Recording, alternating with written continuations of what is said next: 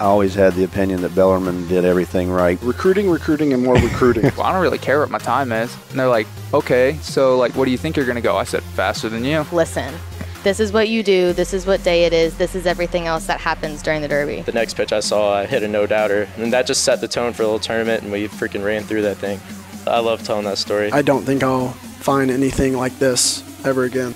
We are back. This is the Knights of the Round Table podcast. We're happy to be here, and we're glad you're with us today. I'm Jack Kaiser. Make sure you follow us on all our social media platforms to find the links and clips to all our episodes. Just search at BU Knights. Today, we are joined by a senior on the Bellarmine men's basketball team, and he helped the Knights upset Louisville last week, and will hope to do the same at Clemson and Duke this weekend. Bash Wieland. Bash, you're on episode 23 of KRT, so it's the Jordan episode. Congrats. You're destined for greatness, man. I appreciate it, Jack. I'm glad to be here. So you just had practice. How was it? It was good. So we just had our individual, so that's kind of our pre-practice thing. It's just a shorter workout. We do a lot of shooting, especially at this time of the season, since we're getting into our games. If we were doing individuals in the preseason, we would kind of have longer workouts, and we would do less shooting and more like straight-line drives and defensive drills, things like that. So you like individuals more when you get to actually shoot? Well, yeah. I mean, I like the shooting aspect. It's a more like offensively focused workout. So not the defense is bad, but who doesn't like shooting? You guys have to say you like defense, but secretly everybody loves the offense. Yeah, everybody loves the offense. So another round of applause for you, by the way. Some guy on Twitter made a list this year of the top 100 names in college basketball. I'm sure you saw it. Mm-hmm. And your name was on there, Bash Wieland. And you've shared it with me before, how you got the name Bash. But for those that don't know, could you share that story again? Yeah, well, my real name is Sebastian. But ever since a young age, I've went by Bash. And that's actually what my dad wanted to name me. But my mom said no. So they settled on Sebastian, and never really looked back. It's been Bash since then. The way I view that is, I mean, your mom gets like the legal win, but your dad gets the everyday win. Yeah, exactly. I mean, that's what my mom's point was, is he's going to want to have like a name that is I don't know, like I guess you could say professional. Not that Bash isn't professional. I mean, I like it. I'm not going to introduce myself as Sebastian, though. No, yeah, Bash is a great name, and I think it's unique, helps you stand out. So I love that story. Have you gotten any compliments or maybe any jokes from opponents, all your years playing basketball? I mean, not really jokes. They're just like, wow, that's a cool name. Yeah. I mean, but other than that, not really. Can't really bash the name Bash. Yeah, you can't at all. I mean, you can only kind of say, wow, that's a unique name. I mean, nobody's really heard of it before. That's why I personally like my name. Right. Yeah, I think everybody does. Bash Wieland joins us on KRT. So you're from Cincinnati. You get to campus in 2019. First of all, are you a Bengals fan? Absolutely. Go Houday. Houday, Houday. I figured that would be the baby. case. Last year must have been an absolute blast for you with the Bengals. Yeah, I mean, it's sometimes hard watching it during the season just because we're practicing a lot. But it was good to see them have some success and go to the Super Bowl. I didn't really expect that. I mean, I'm a Bengals fan, but you kind of have realistic expectations every year. Yeah, they let you down quite a few times before last year. Yeah. But now you got Joey B. So what do you think of the team this year?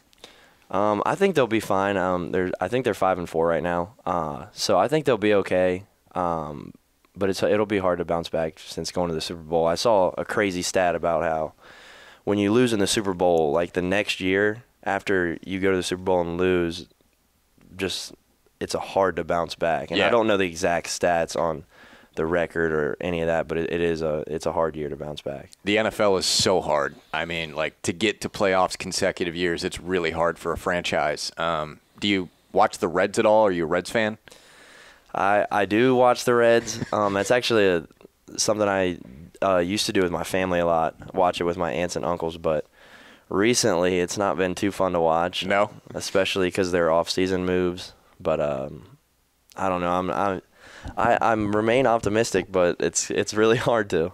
Yeah, I'm not going to ask you to criticize the front office's moves or anything, but I think that's the path you were going down. That's been a national storyline. But we'll see how the Reds fare. But, yeah, the Bengals are in a pretty good spot for the future, I think. So besides basketball growing up in Cincinnati, what else did you do? Well, I played baseball in high school. My dad was a baseball coach, so I grew up a lot around baseball. I stopped playing my junior year, so I did play my freshman and sophomore year, and then I didn't love it like I loved basketball. Right. So then I enjoyed the games, but not the practice. The practice is really difficult, just because you have to stay focused for so long, and it's kind of a boring practice.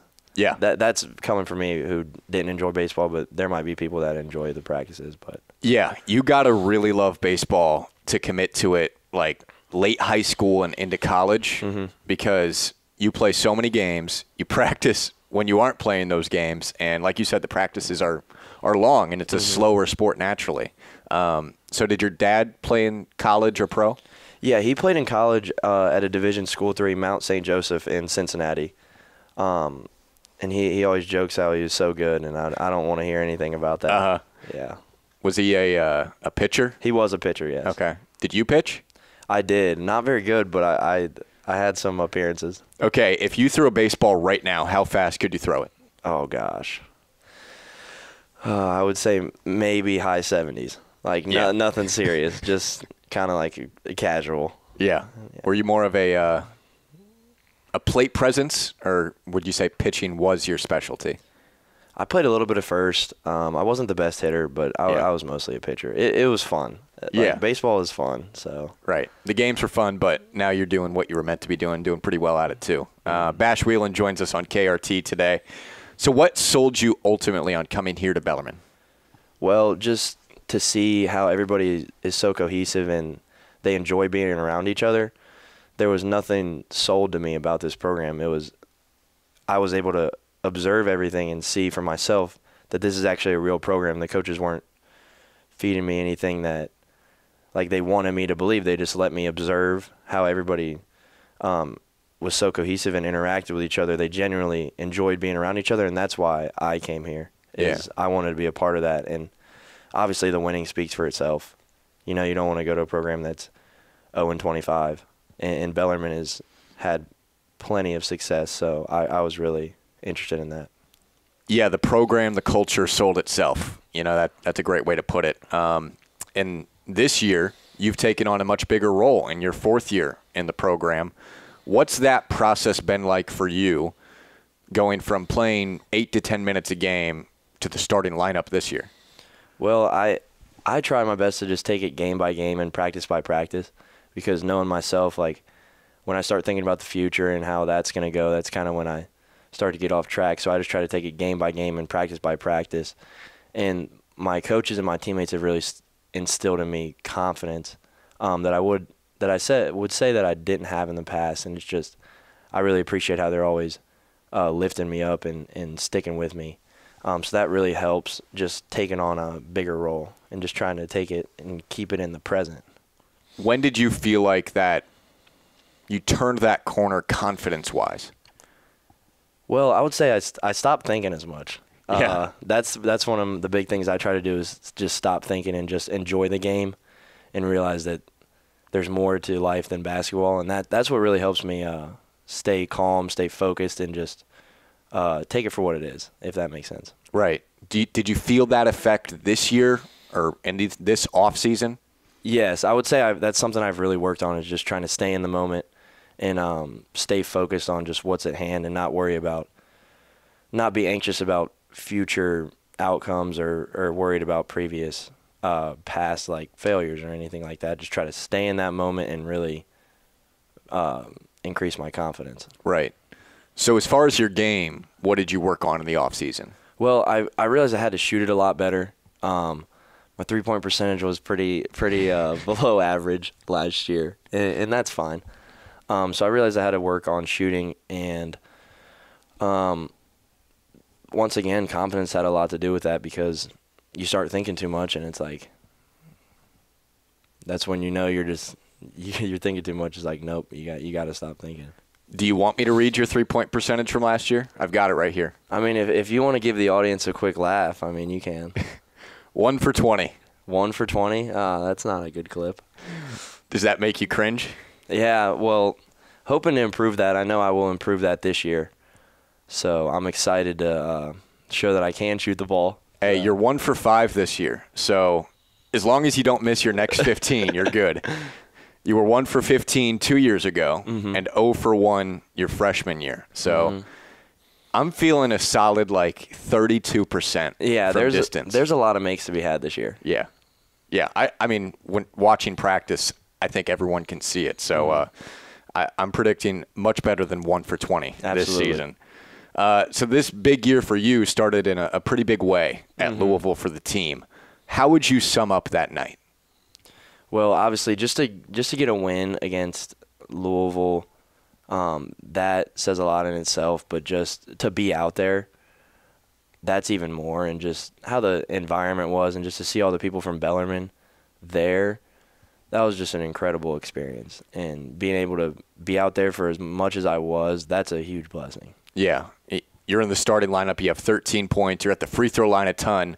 I'll get to that in just a moment. But would you say that was the most enjoyable or maybe second most enjoyable win for you in your time at Bellarmine? Oh, absolutely. The two that I think about is obviously the win against Louisville, and then the other one is when we beat Miami, Ohio.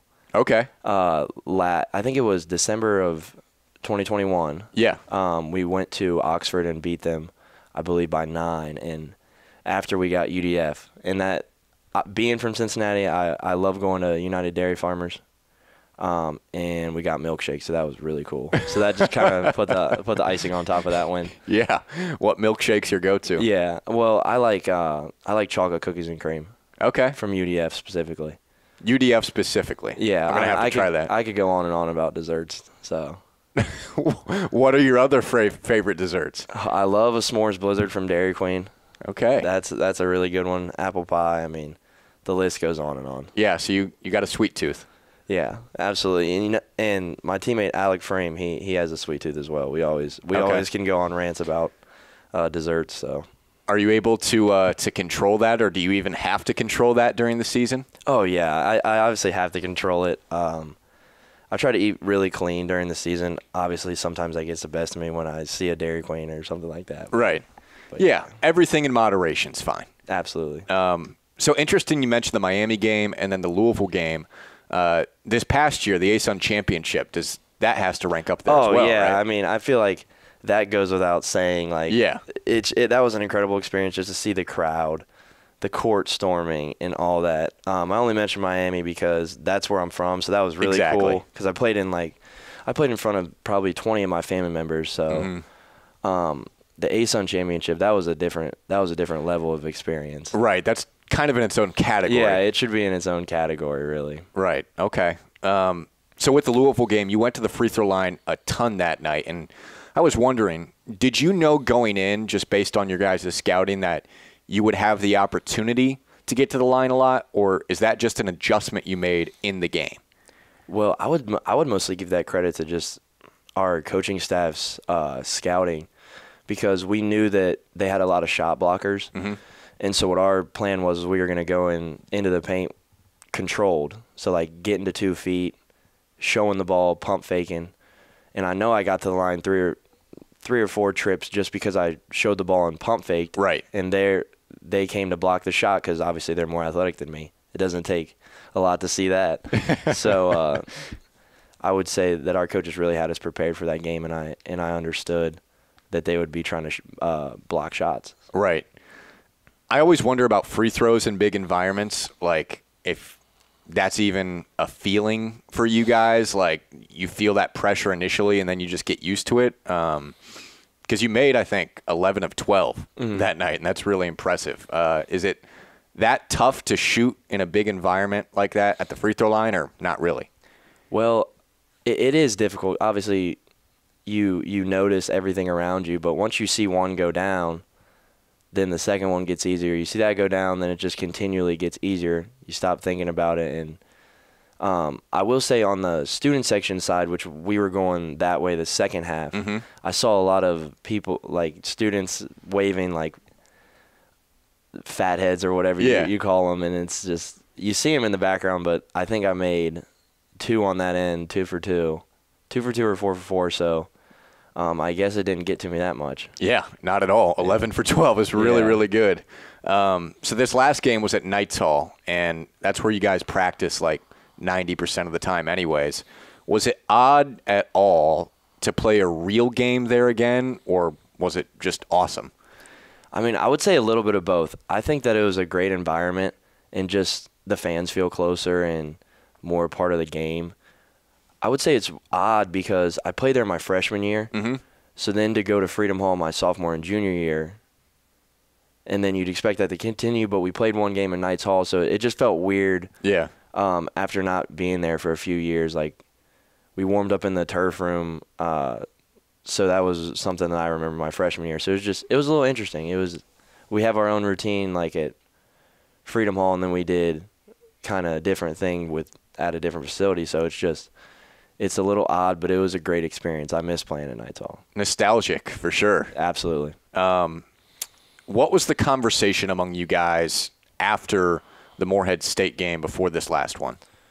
Well, mostly just executing better. One of the big stats we saw is that our three-point percentage was around 13%. We shot 3 for 23.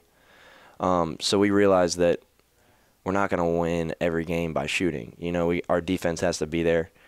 And we had some defensive lapses, and our first half was not the best performance. So we realized that we got to show up for all 40 minutes. We can't pick and choose when we want to show up and when we want to really execute like we need to. I know it was a different team, but what adjustments defensively do you feel like you made against Campbellsville Harrodsburg? We really got after it in practice on Sunday, so we realized that we needed to execute better, like I said, and not as much adjustments, just locking in and really staying focused. Yeah. And I know you guys like to win, but do you like games where you're up big and everyone gets to, play and you're up by 40? Or do you love the close, super competitive games that, you just pull out? I mean, that's such a difficult question because I would say obviously I want to win the games by as many points as possible. Right. And the thing to that is we get to see all the guys that put in effort into this program. We get to see them compete as well, not just the people who would play like against a big school or whatever, because I was in that position as well. Last year and the previous year, I wasn't playing very much, so I wouldn't get the opportunity to play in some big games. So to see that everybody gets to play in a game like that means a lot, because there's so many people that put effort and they compete in and every day in practice, and it's good to see that their hard work is paying off, and all of our hard work's paying off. Now that you're in a position where you're a starter, and like you mentioned, you didn't really play a whole lot the last few years, have you taken on that role of like encouraging the guys that aren't getting as much time like the other guys did for you? Oh, absolutely, just because I really know how that feels, and I try my best to just put myself in their shoes, obviously because I was in that position, but it's hard to come out in and every day in practice and compete knowing that there's a chance that you won't play. Right. And I really appreciate that everybody that does that. And I know that I'm going to bring my all every day. And that's why we have such a special program, is because we will all do that for each other regardless of how many minutes we play. And I try not to take that for granted. So you feel like the culture and the guys that helped you, was that the main reason you were able to push through, that tough time when you weren't getting a ton of minutes? Oh, absolutely. Just because all my teammates just being supportive and knowing that this is where I want to be just because of the people around me. Yeah. I can guarantee you that you won't see that everywhere, where you have guys that don't play and they give their all every single day like we do. That doesn't happen in every program. So this is a special place to be. Right. So coming up for you guys, Gauntlet, again, just like last year. Clemson and Duke this weekend, Loyola Marymount, UCLA. After that, then you get Kentucky. I know you guys go into each game expecting to win, as you should, but is there a part of you that's just pumped to be there in incredible venues playing against these Blue Bloods? Oh, absolutely. I'm pumped because this is something you really dream of. Like, the first time I got to play Duke my sophomore year, that was an incredible experience. And just last year, our gauntlet, like you mentioned, it's just something you dream of to play against these big schools. Ever since you were, in third, fourth grade, I've been dreaming about doing things like this. So it's just incredible to just be in that atmosphere. Yeah. Well, I mentioned one of the teams you'll be playing, Kentucky. Did you watch any of their game last night? I did, yeah. It was a really good game.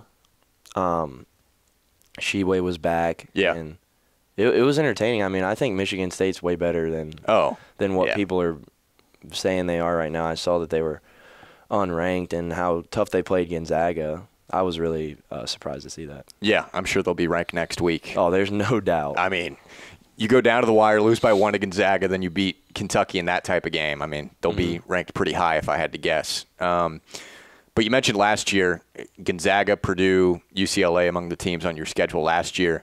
What was your favorite place to play? Purdue was really cool. But I would see that's a hard question just because they're all equally, they're all really packed. But I would say one thing that stuck out to me is the Gonzaga game, just because their student section got there an hour before tip-off, and I'm pretty sure one of their chants was living on a prayer. So that was really cool. And just, they were heckling us the whole time we were stretching. Yeah. It was wild. I talked to JB last year, and he said the same thing. Like, Gonzaga was different because of the students and the environment they created. And I'm sure the gym's only, 5,000, 6,000, something like that. Yeah. So it was that smaller atmosphere. And, I can only imagine you guys are just trying to get loose for a game, a huge game for you guys. And JB said they got a little bit personal sometimes, like they did their research almost. Oh, they did. They did. I remember Justin. I forgot what they said, but Justin was like, "Man, how do they know that?" or something like that. It was pretty funny. Right. So you're a senior right now, and I don't want to spoil anything, but do you plan on coming back next year? Yeah, Okay. I'm in the MBA program, so that's a 2-year kind of thing. So I'm early entering, or however you want to say it. I can dual enroll, so I'm taking some undergrad classes now. Okay. With some graduate, and I do plan to graduate this next semester in the spring, but next year I will be doing just MBA. Okay, gotcha. So you will be back. Yeah, it might be a little bit complicated of a response, but I'm just trying to explain the dual entry for the MBA program. Right. You'll have a graduate year, and you'll use that. Absolutely. And you've played each season, but everyone gets a COVID year, and that extends it a little bit. Yep. I think JB's in his 10th year now. What is it? I think he just hit his 20th year. He's a 40-year-old 6-year senior. Yeah. It seems like he's been here forever, but obviously you guys are happy to have him back. So when you're done, do you have any idea what you want to do? Well, I did have a medical sales internship this past summer, and that was really cool just to see that side of things. I got to also observe some surgeries, so that was really cool.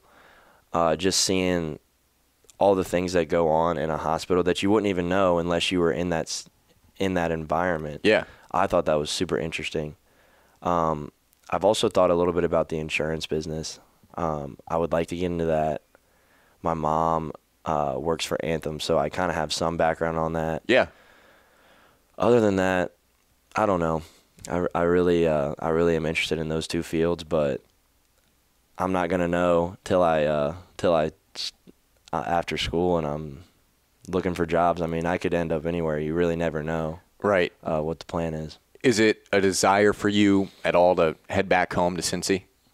I would like to, yes, just because I'd like to live with my parents for a little bit after school just so I can save money. Yep. I mean, and I don't know. There's just a lot of little things that I think about. Like, I don't want to rent a house. I'd like to just buy my first house. So just reading like financial and investment books. That's the only reason why. But hey, you talked about staying in the moment and staying present with basketball. I don't want to get you too far out in the future here. I was thinking way in the future, man. You've got plenty of time to figure it out, Absolutely. like a year and a half. But whatever it is, you'll be great, man. And thanks for hopping on today. Yeah, thanks, Jack. I appreciate it. Bash Wieland, everybody, men's basketball. The Knights are at Clemson on Friday and Duke on Monday. Make sure to tune in. That does it for KRT episode 23. Subscribe to our YouTube page. Follow us on social media at BU Knights to hear from Bash and all of our other guests. I'm Jack Kaiser, and Swords Up.